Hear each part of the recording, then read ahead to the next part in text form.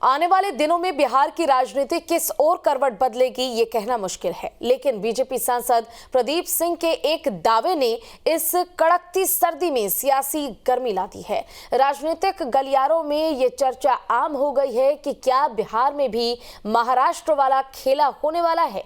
क्या लालू नीतीश का गठबंधन बिखर जाएगा? महागठबंधन के घटक दलों आरजेडी और जेडीयू के बीच जिस तरह की बयानबाजी हो रही है, उससे बीजेपी सांसद के दावे में दम तो दिखता है। देखिए रिपोर्ट।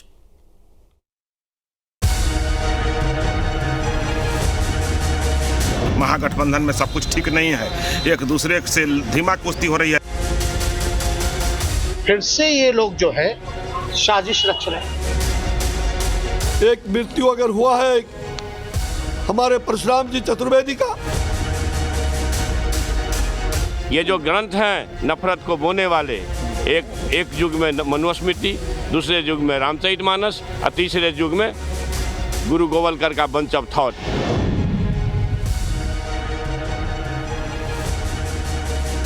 बिहार में महागठबंधन की सरकार में सब कुछ ठीक नहीं चल रहा है। महागठबंधन पार्ट 2 की सरकार पर क्या ग्रहण लग गया है? क्या वाकई बिहार में महाराष्ट्र का खेला होने वाला है? बिहार में जल्द होगा महाराष्ट्र वाला खेला।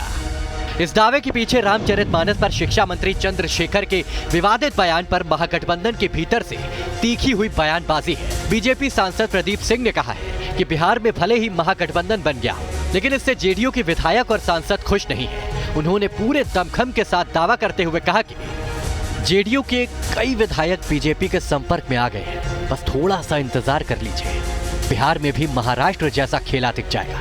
ये बात मैं सिर्फ राजनीतिक बयानबाजी के तौर पर नहीं कह रहा हूँ, बल्कि पूरे भरोसे के साथ बोल रहा हूँ। फिलहाल मैं अभी इसका खुलासा तो नहीं करूंगा, लेकिन समय आने पर सब कुछ सामने आ जाएगा।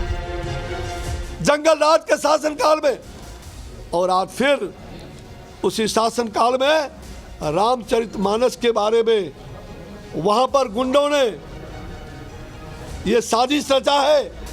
बिहार के अंदर मंत्री बोलता है रामचरितमानस के बारे में, भड़काता है लोगों को। तो क्या वाकई बीजेपी सांसद प्रदीप सिंह का ये दावा सच साबित होने वाला है? क्या सचमुच बिहार के नेता महाराष्ट्र की राजनीतिक पिच पर खेलने की तैयारी में जुटे हैं? इसका कोई सीधा जवाब तो आज के दिन कुछ नहीं हो सकता, लेकिन धुआं उठा है तो चिंगारी कहीं ना कहीं जरूर दबी छिपी है। बीजेपी की ओर से ऐसे बयान पर जेडीयू के कान खड़े हो गए।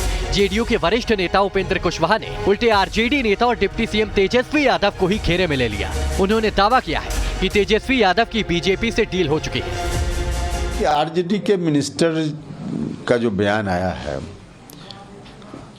सीधे तौर पे भारतीय जनता पार्टी को लाभ पहुंचाने वाला बयान है। उन्होंने क्या कहा नहीं कहा एक विषय है, लेकिन जो कुछ भी कहा, जिस विषय पर वो बात कर रहे हैं, ऐसे विषयों पर जब भी चर्चा होगी तो यह सब एजेंडा तो बीजेपी का एजेंडा है।